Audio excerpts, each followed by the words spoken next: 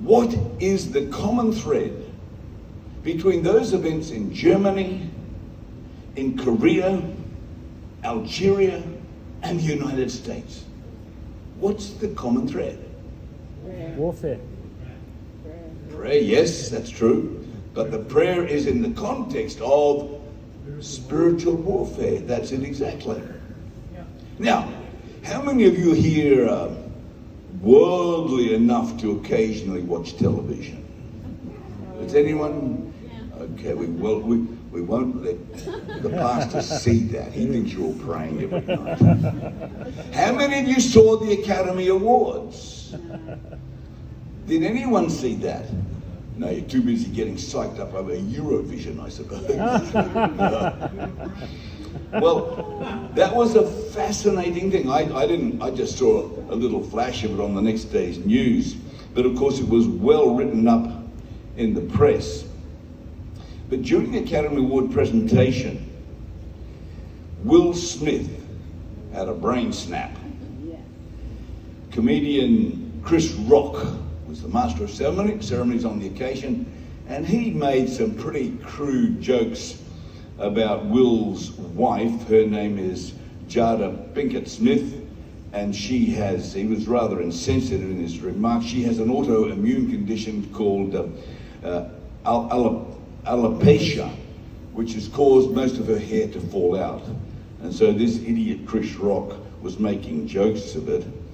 And of course that affected Smith, so he walked up on the stage and smashed him across the face.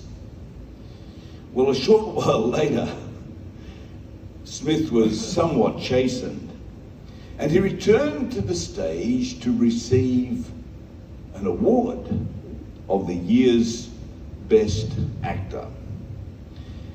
And with a worldwide audience of goodness knows how many millions of people watch this sort of thing, Smith shared how following his previous impromptu episode on the stage, an even more famous actor came up and said into his ear, and this was Denzel Washington, and Washington said, "At your highest moment, be careful. That's when the devil comes for you." Wow. Now Smith, of course, and his wife have an open marriage. I won't go into what that means, but Washington is there. Washington's, in more recent years, become a very committed Christian.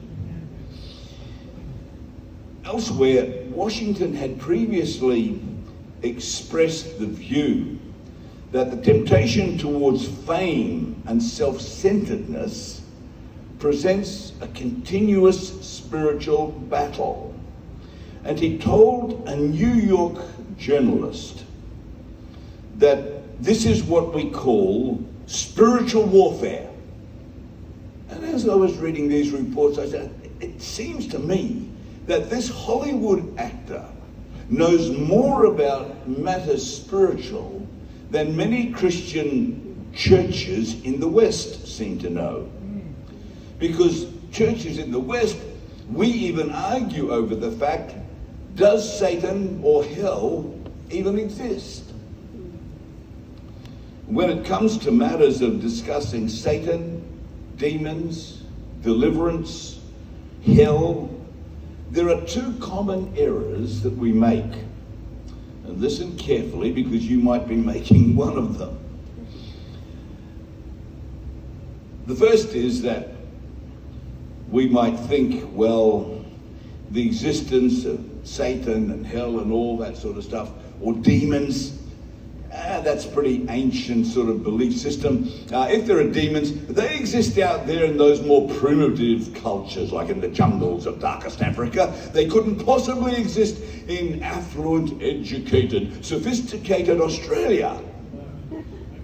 And so we tend to deny the possibility of Satan's existence. Way back in the 19th century, a guy called Charles Baudelaire, he said, the devil's best ruse is to persuade people that he doesn't exist at all. And so Satan would seem to have crafted a winning formula here. Some years ago, there was an article in an Australian news magazine, and the title was "A Consumer's Guide to Hell." And in this, it revealed that at that time, 79% of the population still believed in God. 57% of the population believed in heaven. 39% believed in hell. And one of the principal of a leading theological college that trains a whole denomination in this country, he said this, that you are in an intolerable situation if you think that those who believe in Jesus Christ and those who don't are any different.